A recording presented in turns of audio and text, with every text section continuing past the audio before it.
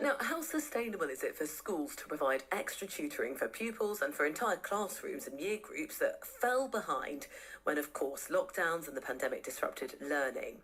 Many schools are saying that the sort of post-COVID scheme to help pupils catch up, it was the National Tutoring Programme, isn't proving to be cost-effective. Let's find out more. Ben Stiles is the National Foundation for Educational Research, Head of Classroom Practice and Workforce. Ben, good morning.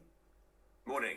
What are teachers finding now, with sort of, 2 years on or so from the last lockdown, about the state of how children are coping in terms of how much extra support they need to catch up from the lost learning they had? Okay, so yes, we've done other research on this, which indicates that there is still a gap in the case of many students, particularly students that struggle to read, for example, in primary schools. But also, what is still persistent is this disadvantaged gap in attainment, so the gap between disadvantaged children and their peers, which basically COVID sort of meant that went back to what it was many years ago after some progress that had been made. So yeah, we are still concerned about the missed learning. And some government policies have been put in place sort of trying to address this. We have the National Tutoring Programme. Just explain how that's been working. Yeah, so the National Tutoring Programme was a great idea in many ways, an evidence-based way of filling that missed learning.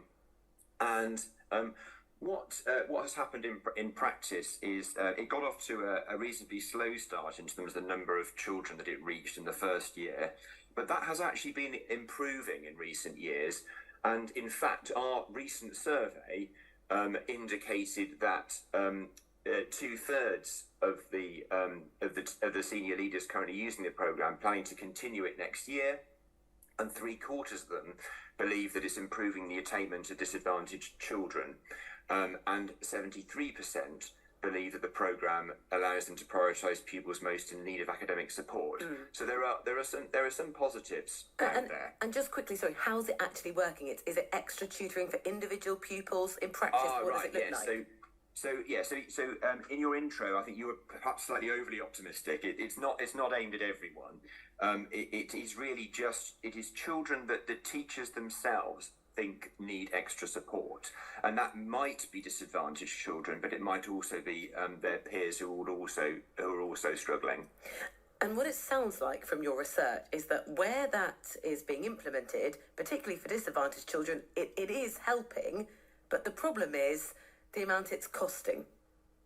That's right. So a lot of teachers are concerned about the subsidy. So the subsidy is complicated. Basically, the teachers don't get fully subsidised tuition. They have to use their pupil premium budget to subsidise that tuition.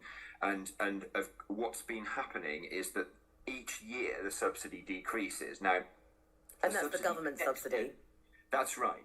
Exactly right. So, for example, next year it was going to be 25%. It did very recently, in the last few days, increase to 50%.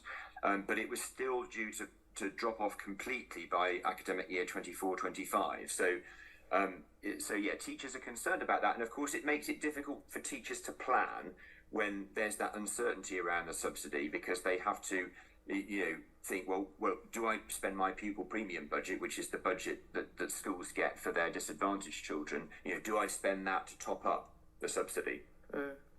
Ben, thank you so much for just talking us through sort of in practice how the policy's been working and the concerns that teachers have. It is clearly in many cases proving to be really fruitful for the children who are receiving it. But again, the question mark, as always with these things, comes down to how much it costs and who'll be paying for that. Ben Stiles is the National Foundation for Educational Research's Head of Classroom Practice and Workforce.